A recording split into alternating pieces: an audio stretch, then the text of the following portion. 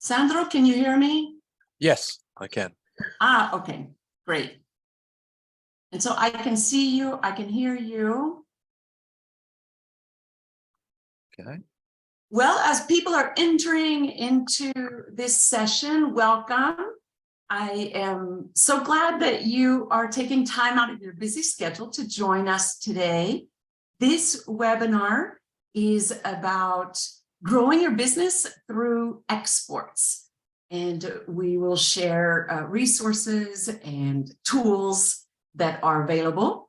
As you come in, there is a poll up. Please answer the few questions that are there, as well as take advantage of the chat function. And you can introduce yourself, your business, the industry that you're in, and anyone else that's on the webinar will be able to know you, meet you, and likewise. So it's a virtual networking session as well.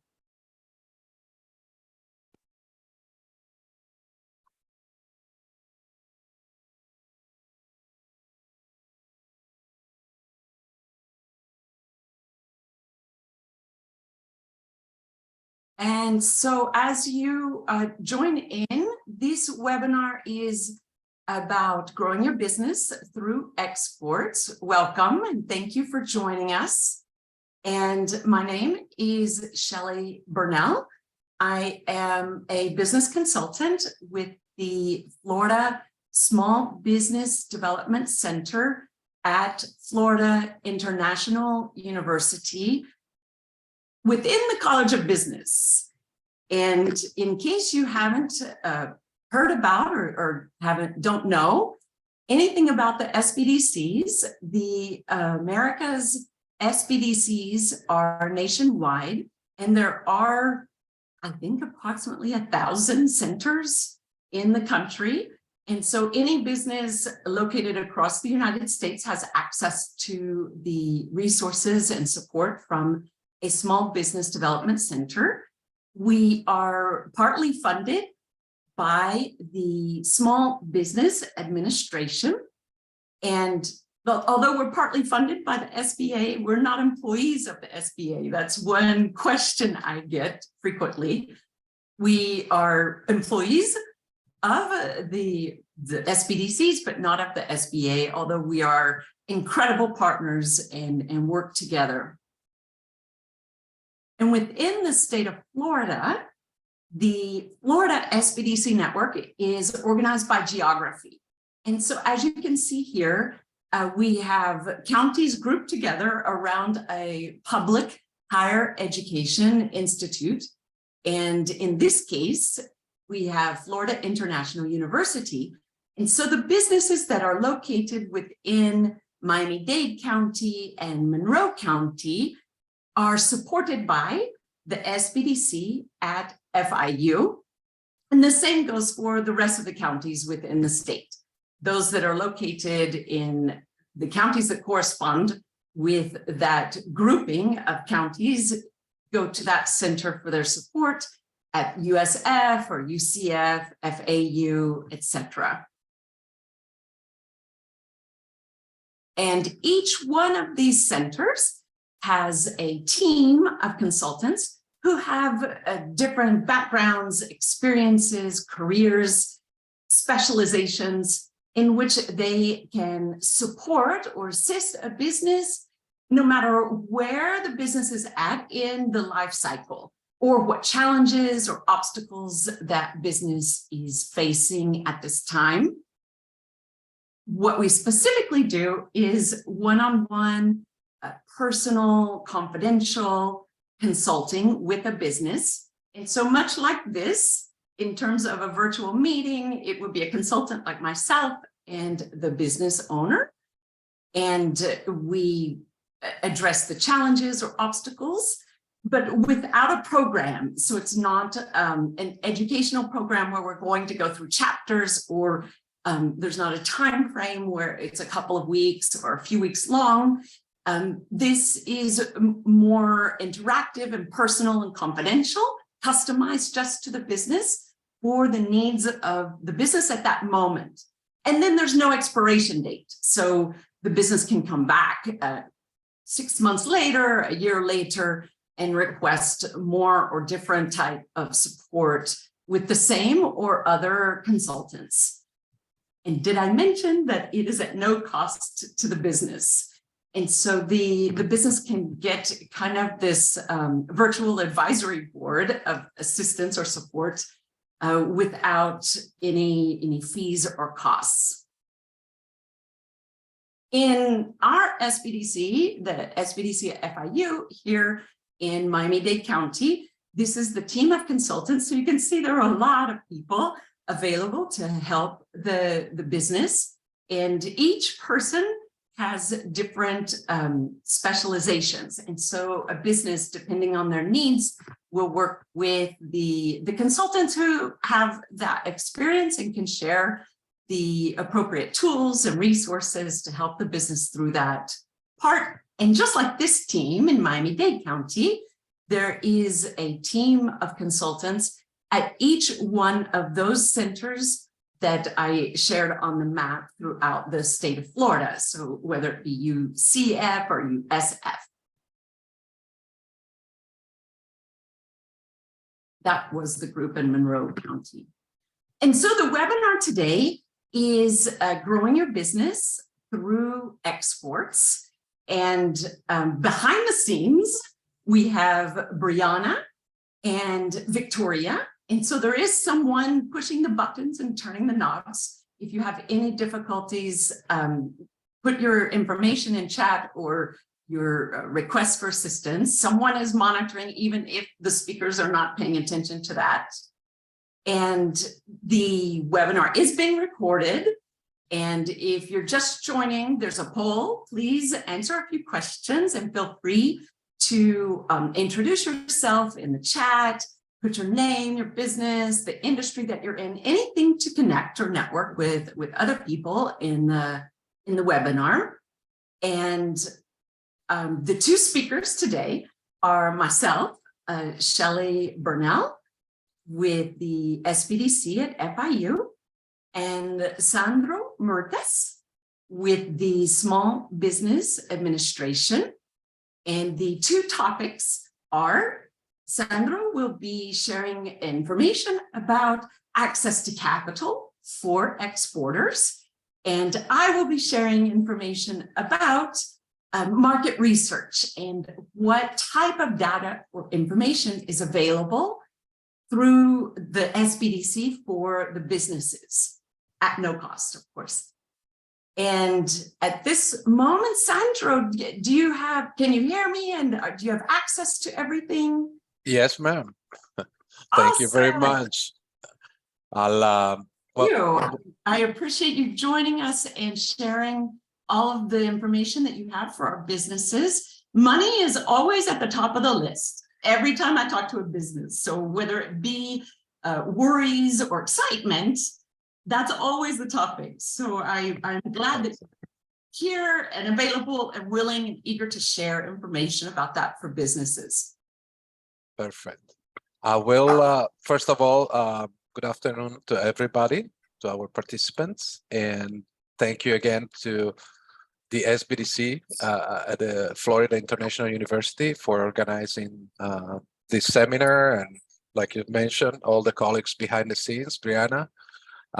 So today I will talk a little bit about our programs and see how they can help you to maybe start exporting or grow your export sales that you have currently.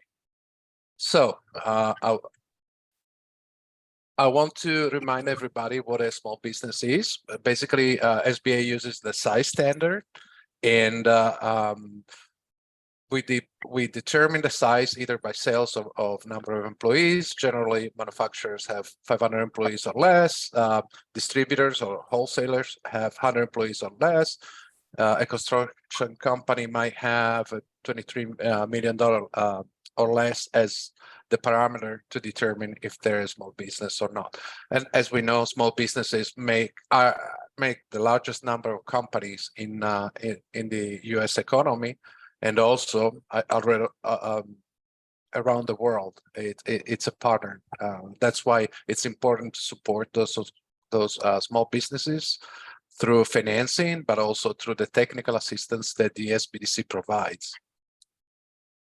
I also want to talk a little bit about the another concept of exports. When we think about exports, we're talking about selling products and services from one company in one country to another company. But many times, especially here in South Florida, what we see is that you have maybe a company that has an operation that sells just domestically, but they have somebody, maybe another distributor that sells, for example, in the Caribbean, that they buy from them and they re-export the products. So even though the company, let's say, that has a line of credit with SBA is not exporting directly, they can still qualify when that happens, when they have somebody buying domestically and re-exporting their products. So getting into the details of the exporting and financing exports. Many of the questions that, or some of the questions that the exporters have regarding the financing is, number one, how do I get paid? Yes, I want to sell, but I also want to make sure I get paid. So how can I reduce my payment risk? Where can I find working capital or to use to finance my international expansion, not just making sales, but going to new markets and finding new clients? How can I finance my export transactions? How can I finance my business expansion as I grow? Where can I find additional financing to grow my company? So going to the first topic, we have the international methods of payment. When we're selling internationally, the exporter has different options that represent different levels of risk for the seller and for the buyer. Everybody wants to get paid cash in advance, which eliminates the risk of non-payment. But in that case, the buyer is assuming a lot of risk, because if I'm a foreign buyer and I send my the payment for the goods that I have not received yet to my seller, I still have a high level of risk, because how can I make sure that the seller, once he or she gets the money, will ship the goods? The other opposite is open account, that is used when you have a seller that has been doing business with a buyer in a foreign country for a long time. They trust each other, so they can they perceive a lower level of risk. And between those two, we have banking instruments that can be used to reduce risk for the buyer and the seller. So, for example, you can use documentary collection or a letter of credit. A letter of credit, of course, represent the highest protection for the exporter, eliminating, if they comply with all the that it is agreed and listed on a letter of credit, they'll get their payment. So depending on the method of payment, we will have different needs for financing when we are exporting. But going back to the methods of payment, who establishes what method of payment is used? Well, you have, if you're in a very competitive market, probably there are pressures to provide credit to your buyer. There might be local in-country regulations that establish, for example, that they have to have credit, they have to comply with certain standards. In certain industries have different structures in terms of payments. If you go to, for example, the hardware industry, they want 30% down at the moment of the order. Others might require less down payments. That depends a lot, again, on the pressure, regulations, the industry, and the customs. But depending on the method of payment that we use, then we will determine our need for financing. Looking at the four elements, we have the pre-order. That means we are a company that is looking to expand markets, to find new markets. For that, they need to travel, go to trade shows, trade missions, adjust their products, the labeling, the packaging.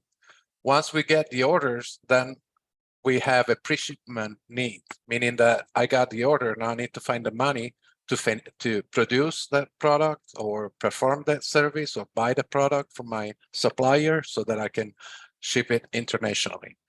Once we ship, we still have a need for financing because every day that the goods are spent on a ship traveling from Miami to Trinidad, that costs money because those goods cannot be sold while they're at sea. So who is going to bear the cost of that of the time spent in being transported? And finally, once the goods arrive, if I'm providing credit to my buyer, then I have risk of non-payment unless it's insured. And I need to finance. If I'm giving them 30 days, that means I borrowed money from the bank, I bought the product, I shipped, I assume the cost of the time in transit, and now I have to bear the cost of providing credit to my client. Because if I borrow the money from my bank, those 30 days, I have to pay interest on that. So we talked about developing markets, going to trade shows, trade missions, change or modify my website, my labels. All of those costs need to be financed. And that's why the SBA provides the bank with a guarantee for a loan called the SBA Export Express, so that they can finance those expenses for the small business exporter. The product or the Export Express can be issued as a line of credit or as a term loan. It has a guarantee of 90% up to $350,000, and that between that amount and $500,000, the guarantee is 75% for the bank. So it can be issued for 7 years as a line of credit, or if the company is buying fixed assets such as commercial real estate, then it can be it can have a term of 25 years or 10 years if they're financing equipment. This higher guarantee that the SBA provides to the bank requires that the company will enter or expand in foreign markets. And what we require is that the principals of the company, that the company has been in business for at least 12 months, or the principals have the necessary experience exporting or in the industry. The line can be used to develop new markets. It can be used to finance export transactions. I get an order, I go to my bank, I borrow the money through the line, and I can make the sale. Or also can be used to issue standby letters of credit. Let's say that your buyer will send you a large down payment. They want to make sure that if you don't perform, they get the money back. That's why we have a standby letter of credit. Now, when the bank issues a letter of credit, they want 100% cash collateral. Or if you have a line of credit, they will block that line of credit for that amount. But if the exporter is using the Export Express, instead of 100% of cash collateral, they only need to put down 25%. So they get a payment for $100,000. They will use $25,000 to guarantee the letter of credit, and the remaining 75% or $75,000 can be used to as working capital, and the bank will freeze $75,000 on the Export Express. And as I mentioned, it can be issued also to finance fixed assets such as commercial real estate or equipment. As the company grows their sales in international markets, then of course they need maybe more space, they need new equipment, they need more working capital, or maybe they're considering buying a competitor.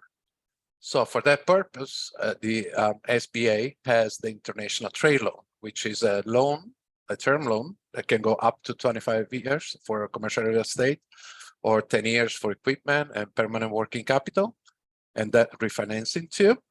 And it goes up to $5 million. Again, we are guaranteeing to the bank 90% of that loan. Okay, so that represents an incentive for the bank to provide financing to small business exporters. As I mentioned, you can invest in real estate, you can invest into new equipment, you can refinance that, you can use permanent working capital, you can use it for business acquisition. The most important part is that the funds must be used to benefit the company into the US. Sometimes we have companies that might have a branch or an affiliate in another country, that this money cannot be used to finance foreign operations. Again, we have to make sure that the funds will be used to help the small business to expand and grow or find new markets internationally. Also, we have the bank has the option to finance a company that has been adversely impacted by competition in the domestic market. Okay, so now we have this company. They have done extensive market visits. They have been in negotiating with distributors. They finally received orders, and these orders continue to grow because the company is very successful in international markets. Now they need more working capital. They need a line of credit that will help them to finance the purchase of inventory, the production costs. If they're buying export insurance, such as Exim Bank, for their foreign account receivables, they're providing credit to their clients. So that's an additional cost. They have additional insurance, a freight cost, bank fees, all of those additional costs that come with growth. It's not, what we see is not just the sales increasing, but also the costs increase. So they need additional working capital. That's why SBA has two products that are available to the bank to guarantee the loan, to provide a small business with working capital to finance their domestic and export sales. The first option that we have is what is called the CAP line. It's a working capital line of credit, in which the exporter can access financing up to $5 million with a 75% guarantee for the bank, and they can use the line to finance purchase orders and inventory. The CAP line is very flexible because it allows the bank to finance both domestic and foreign account receivables under one line of credit. That is important for a company that maybe 80% of their sales or 90% of their sales are domestic. They still have 10% of domestic sales. They're not ready to have a dedicated line of credit to finance export sales, so they can use the CAP line for that purpose. The other option, once the small business has grown their export sales and they're reaching a level that they're creating some, let's say, I don't want to say problems, but yes, the cash flow is becoming tighter and tighter because they're still selling domestically at a good volume, and now they're increasing their export sales. Now they come to a point in which they will need to have a dedicated line of credit to finance those export sales. That's why SBA has the Export Working Capital Program, which is a line of credit up to $5 million with a 90% guarantee for the bank.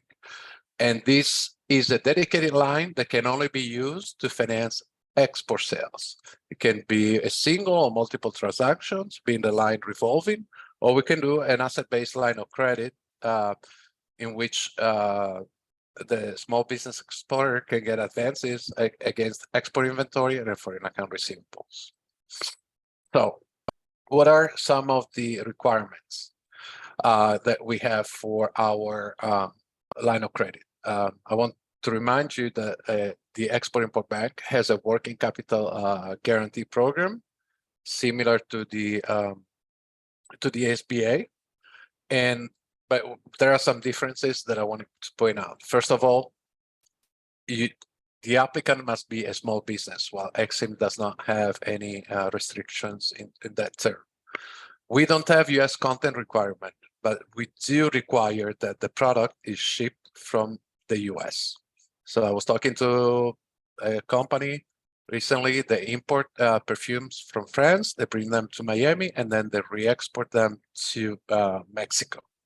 So even though the product is not a US made, once it's shipped from the US, it is eligible to be financed. We don't have restrictions or prohibitions on military sales.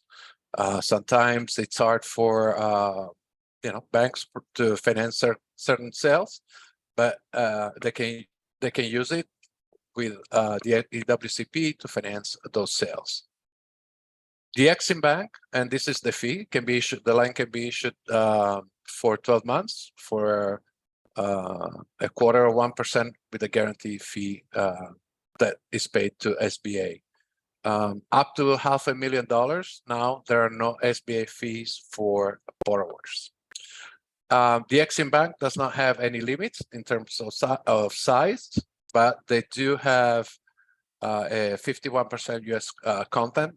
They will not finance military sales, and we're not talking about weapons. We're talking about who the buyer is. If it is, for example, the army or the police of another country, those sales cannot be financed. In terms of what the bank looks at when they're evaluating the possibility to provide an export working capital program to a small business, we want to make sure that, first of all, how the deal is structured. You're not just making the sales, but you're structuring in a way that your payment will come back and it will be used to pay off the line. And also, we want to make sure that the small business has the capacity to perform on those sales. Also, we want to make sure, as I mentioned, that they are protecting the payment. So they have any of the options that we mentioned earlier, including insurance for when you provide credit, or in certain cases, we can waive the requirement for insurance, depending on who is the buyer, how long have they been doing business with them, is the country stable, so that might be granted, especially for companies that operate in industries that have very, very thin profit margins. In terms of what can they obtain to finance their export sales, when we're talking about purchase orders and foreign account receivables, SBA can go up to 90%, can allow the bank to lend up to 90% for POs and foreign account receivables, up to 75% against export inventory or work in process. And this is important because usually, for example, for inventory, banks usually lend up to 50% of the inventory. With our guarantee, 90%, they can go up to 75%. So especially in these tough times that we have with the supply chain, in which companies have to accumulate inventory so they make sure that they do not have issues of running out of products. So they have large amounts of inventory, but the inventory, every day that it sits in a warehouse, it's costing money, okay? In terms of the collateral, we always require the first lien on the assets being financed, be that inventory or foreign account receivables. assignment of letters of credit, meaning that the money goes to the bank. When the foreign buyer banks pays the letter of credit, the money goes directly to the bank. And if they have insurance, the policy is assigned to the bank. And so that the bank receives the payment and they can pay down the line. And any other assets that might be required by the lender. And I want to remind everybody that SBA requires for each owner that has 20% or more ownership in the company, they need to provide personal guarantees. Also, as I mentioned, you might have a bid bond or a performance bond or a standby letter of credit to provide guarantees to the buyers. You can use any of the three programs, the two from SBA and the one from Exim Bank. So they can be used to finance those standbys or performance bonds. And this is a very, very convenient or for the small business so that they can use at least part of the advance payment as working capital. Again, our working capital solutions, the Export Express up to $500,000, the cap line up and the export working capital program up to $5 million, and Exim for any amount over $5 million. And finally, there are some colleagues in the audience that we are part of a team, different organizations that provide different services to the same exporter. I mentioned the Export-Import Bank in terms of the export insurance. I also want to mention that we have the Florida Export Finance Corporation, which is an entity that will provide financing when it becomes harder to get it through the bank. And then also we have our District International Trade Officer, my colleague Julio Villiers, who is based also in Miami. Yes, Sandro, and I think that Julio, if you would like to turn on your camera, we can make sure and introduce you to everyone as well. I saw him log in. And I also... Hi, Shelly, can you hear me? Ah, fantastic, there you are. Yeah, I have to apologize. My camera is not working correctly. I just came out of about an hour ago. We had another webinar that we offered with CJ and Althea, and it was not working properly. But yes, I want to obviously thank you, Shelly and Sandro, for inviting me today to this presentation. And again, for the rest of the group, my name is Julio Villiers. I am a outreach and marketing specialist here in the Miami, South Florida District Office. And as Sandro mentioned, I will be working closely with Sandro as I have been identified as the district office for international trade contact. So I'll be happy to work with Sandro and learn a lot about this program. So I'll put on the chat, I'll put my contact information and for everyone to see. And again, I'm looking forward to working and doing more of these with both of you, Shelly and Sandro. Thank you. Together again, Julio. Yeah, and I may also add that I was before coming to the SBA. I've been here now for 2.5 years. I was part of the great team at the SBDC, so I know they do an incredible job over there, and I recommend everybody to look into the SBDC at FIU and all the services that can help you and offer you. And Sandro, thank you, Julio. And Sandro, you had mentioned the Florida Export Finance Corporation. Yes. I don't know if they can turn off the mute and be able to say anything or not. If so, please. Daniel Cardona, I saw that he was on the participants list. And if not, no problem. Please use the chat function with everyone and provide your name and contact information for the Florida Export Finance Corporation. And Shelley, I will also share mine in the chat, so that's Great. Sandro, thank you so much for walking thank you.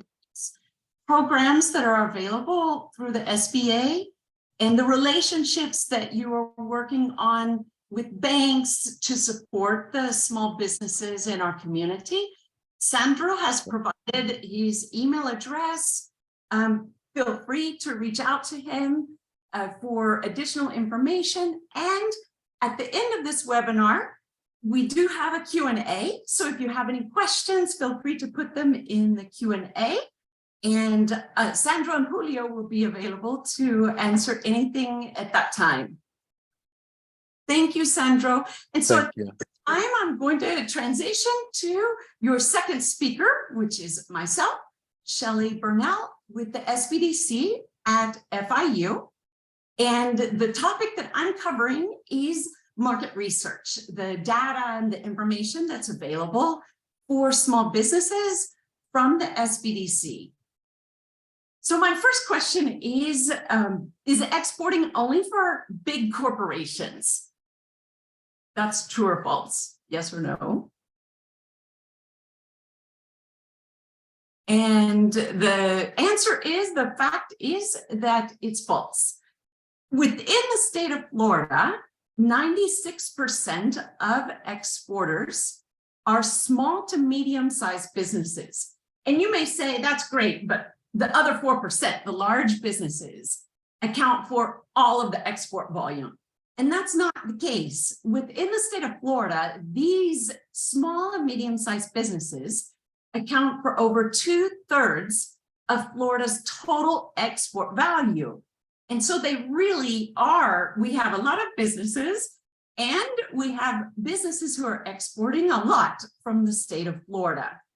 When we look at exporting from the United States, the bottom 2 points are from Florida as well, that Florida accounts for 1/3 of the total US trade with Latin America and the Caribbean. That's where that word gateway comes in at.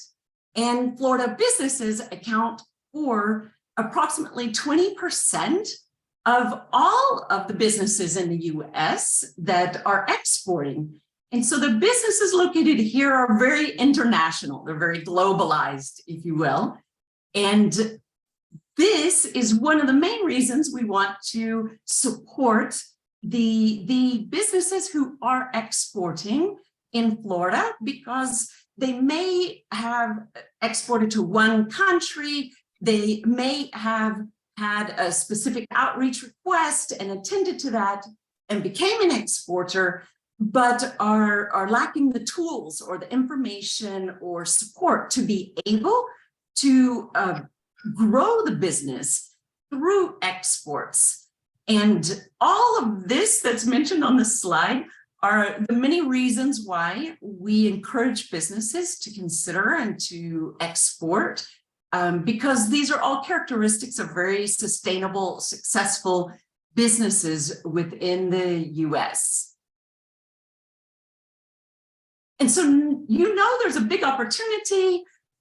You want to take advantage of exports for your business, but you don't know how. It's like having blindfolds on and kind of feeling your way through it.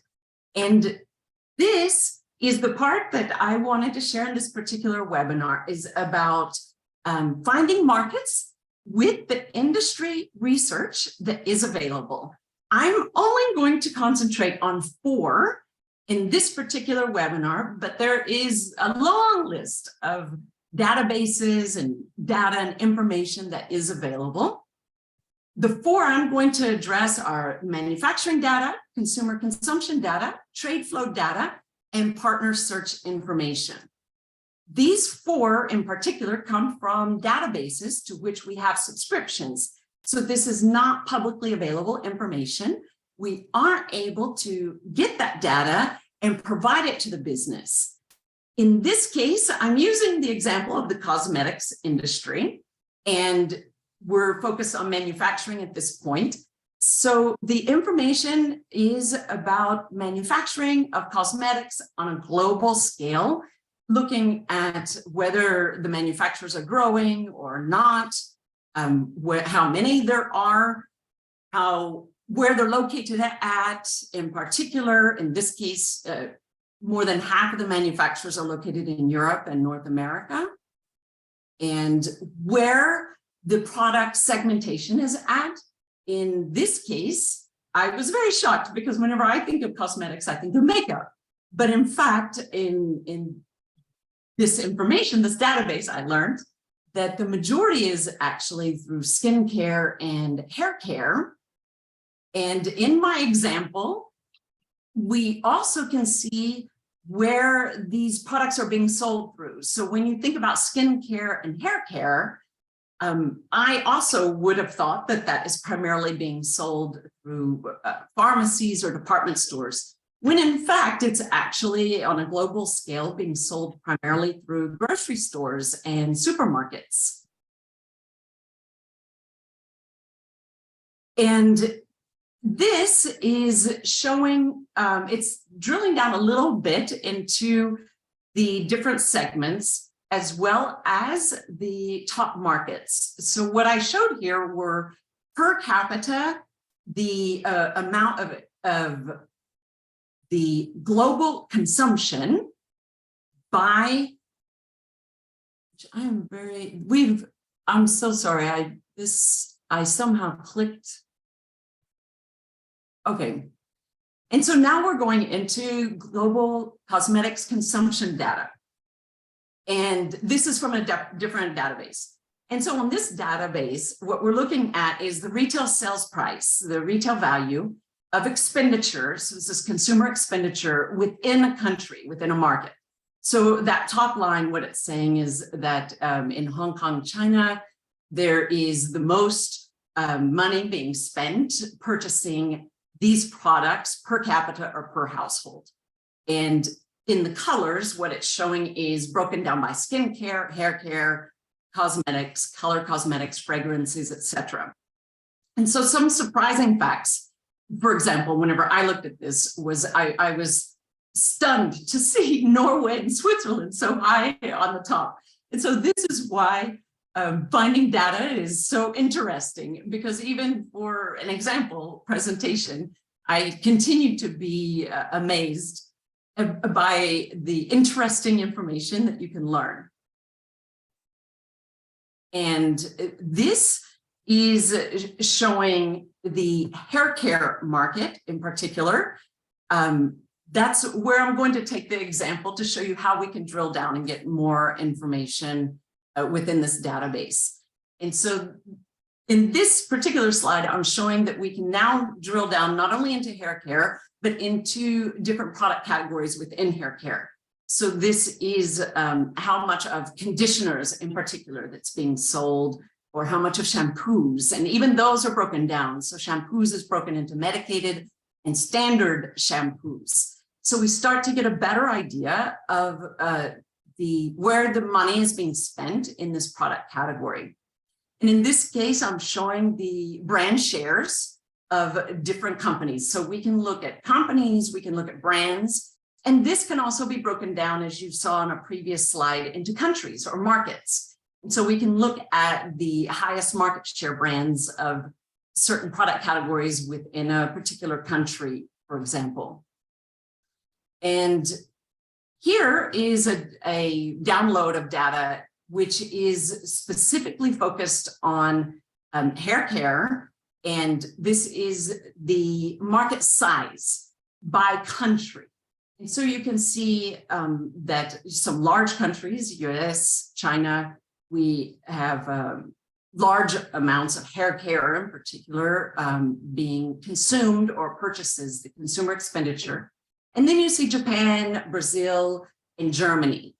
Keep those in mind, because now I'm going to show you, I'm drilling down a little bit more, because my hair care products are actually premium in this example. And so I'm not interested in the size of the markets of just plain old shampoo and conditioner of what they call mass or massive consumption. What I'm looking for are those classified more as premium consumption.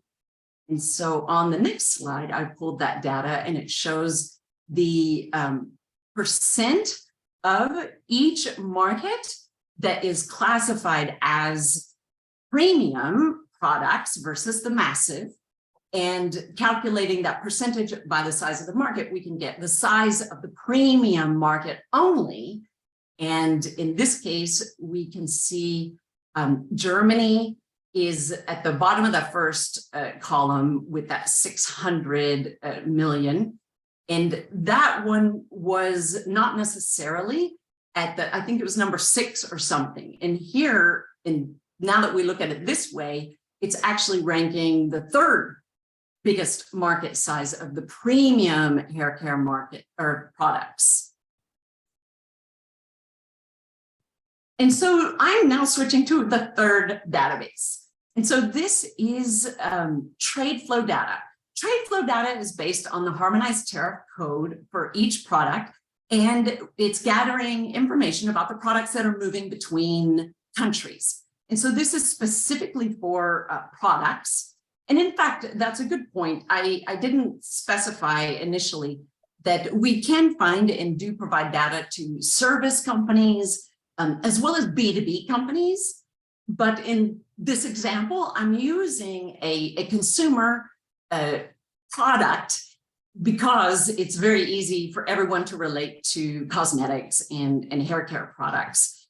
So in this case, trade flow data, what I'm showing you with this chart is the amount of product that is being imported into these countries. So for example, Canada is importing over $500 million in this commodity code, this 303005 code.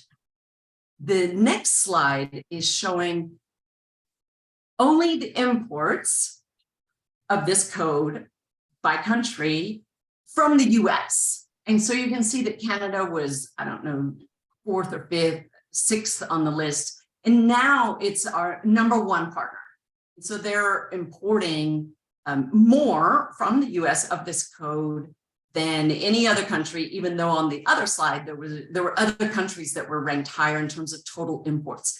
And so this is a piece to the puzzle which we're trying to put together to get a clear picture of the opportunities in these countries for your particular product. An extension of that, if we call it drilling down, is bill of lading data. And so in this case, I am looking at the imports in Mexico from the US of this commodity code 3305.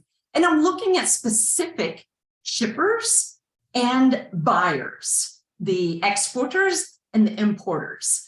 And this can be lists of thousands of rows long. It can be lists of 2 or 3. For privacy reasons, I kind of put a little blur over certain parts of it. But the idea is that this information is available. And we're able to get even more information to the business about what a market looks like, who are the buyers, who are the sellers, and it gives you more ideas about the types of products, the type of market that this is, and is it a highly successful market for your products. I'm going to take this example a little bit further with one of the buyers. So one of the Mexico companies that's importing this code 3305. And I looked at their entire supply chain. So who are they doing business with in terms of all of their shipments? In this case, there were 6,275 shipments, which is unbelievable to be captured, and all of the players within that. And so we're able to see all of the other companies that they're doing business with. And then I took this particular company and went to the 4th database. So now I'm in the partner search database. And I just looked up the company in that database to try to get more information about it. And that's where I received information about the website, the address, the phone number, contacts, contact information, estimates about the number of employees and the sales, and then how it's structured, what other companies is it linked with in terms of its corporate structure. All of this is helpful in getting a picture together as the business is preparing to export to a market, or even identifying the market. So you can look further into the partners to determine about the market and if it's one that has a high probability of success for the business. Within that same database, instead of looking up a particular company, I can also do a search for all the companies within a country. In this case, I used Mexico, that have the industry code. In this case, I used for cosmetics stores.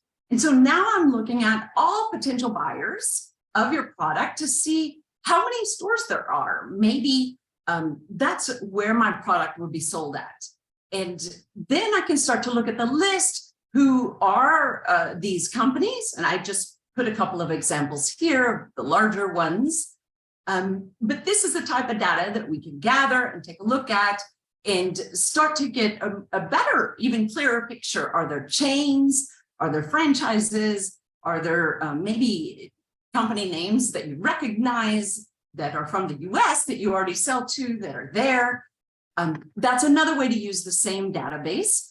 We can also use the database to see how many companies are in different countries that you might be interested in selling to.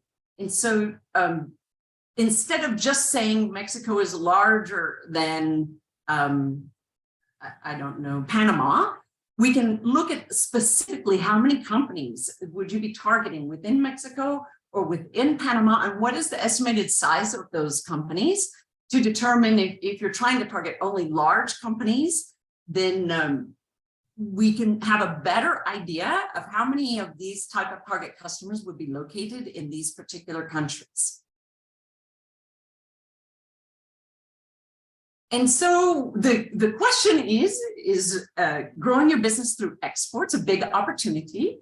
And I shared information about the businesses who export and how, compared to their peers, they are more successful, they're more sustainable, and how the SBDCs can help a business by finding and providing industry research data. And in this case, I shared the manufacturing data, consumer consumption data, trade flow data, and partner search information. This is information that can be provided by any SBDC center that you work with, although I only work with Miami-Dade County or Monroe County companies at the SBDC at FIU. And like Sandro mentioned, there are resource partners in our ecosystem that we work with. So Sandro and Julio are at the SBA, and he mentioned the EXIM Bank and Florida Export Finance Corporation. And I'm at the SBDC at FIU, and I'm going to introduce to you Enterprise Florida, as well as the U.S. Commercial Service. And both of these organizations, to give a brief introduction, are assisting companies with implementation in market. So once a market has, or a few markets have been identified as high potential for success for your business, then these organizations actually have people within those countries that can support your business, that can provide more in-depth, current and boots on the ground type of information about partners or potential distributors that you could work with. Both of these organizations also go to trade shows within the US and outside of the US, and they can support businesses at trade shows in facilitating introductions even. And so a great way to think about how we collaborate together is that I help, as I mentioned, on the market research side. And so very much strategy, planning, trying to narrow down focus and get an action plan put together. And then these organizations are experts and specialists in taking that focus and that plan and helping the business to implement it and to actually get sales and grow your business. And so with Enterprise Florida, I would like to mention that we have a program with them called the Export Marketing Plan, in which we collaborate in the sense that if a business wants a plan written for them, then I can do that. I can not only get the information that I shared with you, I can analyze it and I can write it out in an actual business plan for you. But that comes with a fee because it requires so much more of my time, because I'm actually analyzing the data and I'm actually putting the plan together, whereas data is at no cost if it's just downloaded and provided to a business for their own analysis and their own planning. But the cost is $500 to a business for an export marketing plan because our partner, Enterprise Florida, actually subsidizes the cost of doing that plan. In other words, they pay for all the hours for me to be able to pull that together for the business. And so that's one way that we work together in market research and planning prior to the implementation in market and the growing of the business with trade shows or with people from the organization within the country. And on the market research side with the U.S. Commercial Service, you can see at the end of the emails, there is the trade.gov website. That website contains market research information that's publicly available that I highly recommend. And so anyone who is looking for information at any point, please feel free to jump onto that website and take advantage of those research that's available to you. And so I am going to see if I would like to jump back and see if Florida Export Finance Corporation is still on the webinar, because I know that they were on earlier, but we couldn't hear them. And so if you're on, you could say hello, introduce yourself.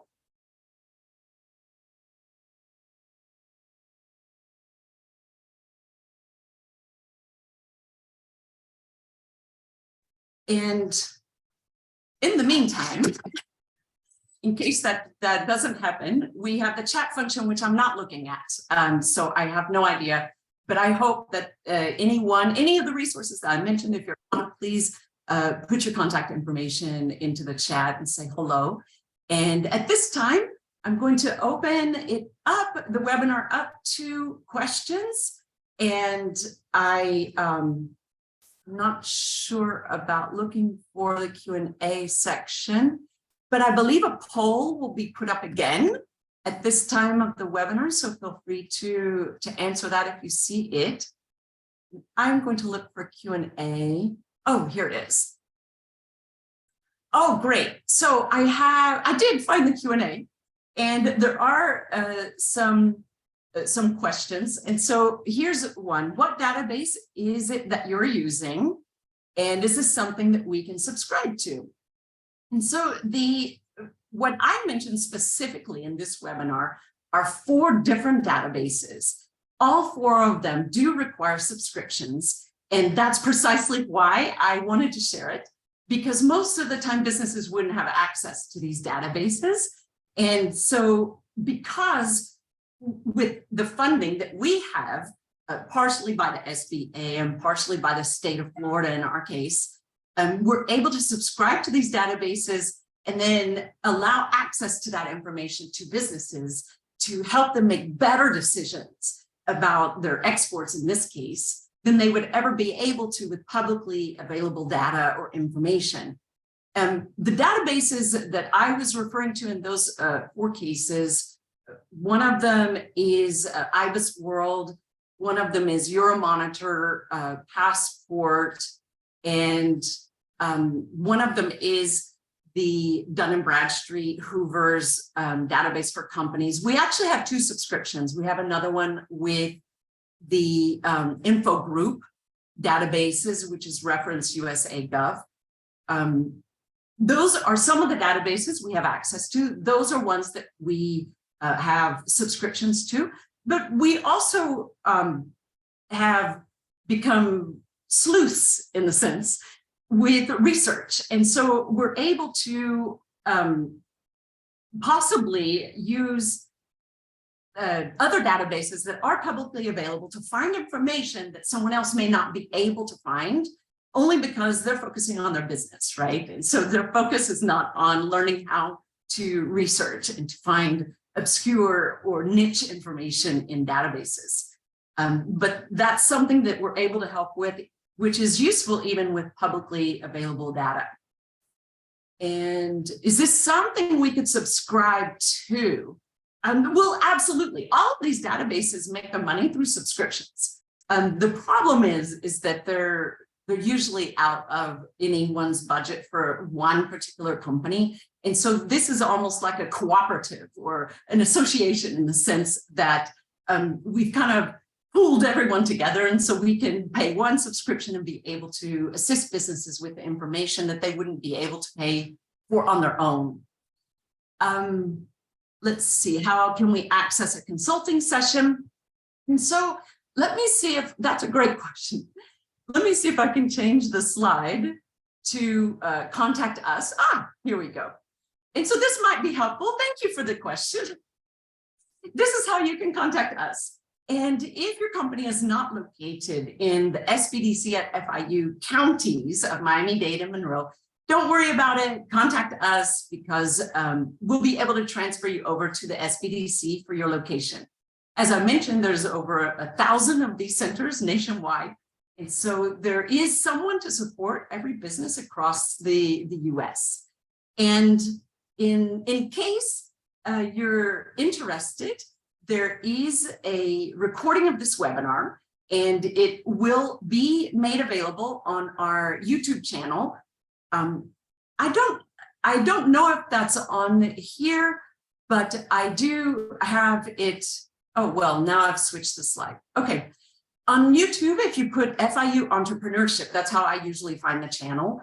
But if not, you can always email and I can send you a link. That'll be where it's posted at, along with just years worth of other webinars that are available there. So there's other topics and other consultants. I highly recommend that resource for more information. And if you registered for the webinar, Brianna, the behind the scenes person, will be sending out copies of the presentations. So both the SBA as well as mine. And I saw one more question. Let me see. My business does not export, but we help facilitate the movement of freight and help businesses that import or export goods. What do you recommend for an entity like mine to do in order to reach businesses that can utilize our services? So this is fantastic.